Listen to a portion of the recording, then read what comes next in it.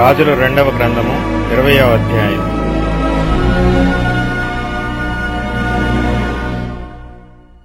ఆ దినములలో హిజ్కియాకు మరణకరమైన రోగము కలుగగా ఆమోజు కుమారుడును ప్రవక్తయునైన యెషయా అతని యొద్దకు వచ్చి, నీవు మరణమవుచున్నావు, బ్రతుకవు, కనుక నీవు నీ ఇల్లు చక్కబెట్టుకొనుమని యెహోవా సెలవిచ్చుచున్నాడని చెప్పగా, అతడు తన ముఖము గోడతట్టు త్రిప్పుకొని, యెహోవా యథార్థహృదయుడనై సత్యముతో నీ సన్నిధిని నేనెట్లు నడుచుకొంటినో, నీ దృష్టికి అనుకూలముగా సమస్తమును నేనెట్లు జరిగించితినో కృపతో జ్ఞాపకము చేసుకొనుమని హిజ్కియా కన్నీళ్లు విడుచుచు యెహోవాను ప్రార్థించెను.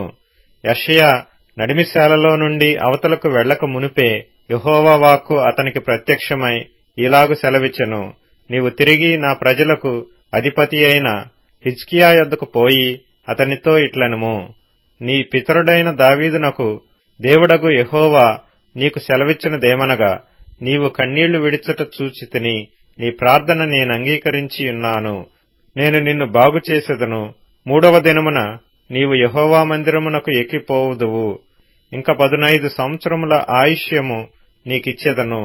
మరియు నా నిమిత్తమును నా సేవకుడైన దావీదు నిమిత్తమును ఈ పట్టణమును నేను కాపాడుచు నిన్నును ఈ పట్టణమును అష్షూరు రాజు చేతిలో పడకుండా నేను విడిపించెదను. పిమ్మట యెషయా అంజూరపు పండ్ల ముద్ద తెప్పించుడని చెప్పగా వారు దాని తెచ్చి కురుపు మీద వేసిన తరువాత అతడు బాగుపడెను. యెహోవా నన్ను స్వస్థపరచుననుటకును నేను 3వ దినమున ఆయన మందిరమునకు ఎక్కిపోవుదుననుటకును సూచన ఏదని హిజ్కియా యెషయాను అడుగగా, యెషయా ఇట్లనెను, తాను సెలవిచ్చిన మాట యెహోవా నెరవేర్చుననుటకు ఆయన దయచేసిన సూచన ఏదనగా, నీడ 10 మెట్లు ముందుకు నడిచిన గదా, అది 10 మెట్లు వెనుకకు నడిచిన ఎడల అవునా? అందుకు హిజ్కియా ఇట్లనెను, నీడ 10 మెట్లు ముందరికి నడుచుట అల్పము గాని నీడ 10 గడులు వెనుకకు నడుచుట చాలును.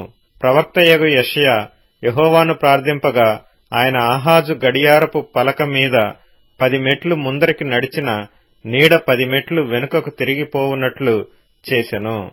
ఆ కాలమందు బబులోను రాజును బలదాను కుమారుడునైన బెరోదక్బలదాను హిజ్కియా రోగి అయ్యుండిన సంగతి విని పత్రికలను కానుకను అతని యొద్దకు పంపగా, హిజ్కియా దూతలు వచ్చిన మాట విని వారిని లోపలికి రప్పించి తన నగరనందేమి రాజ్యమందేమి కలిగిన సమస్త వస్తువులలో దేనిని మరుగు చేయక తన పదార్థములు గల కొట్టును, వెండి బంగారములను, గంధవర్గములను, పరిమళ తైలమును, ఆయుధశాలను, తన పదార్థములలోనున్న సమస్తమును వారికి చూపించెను.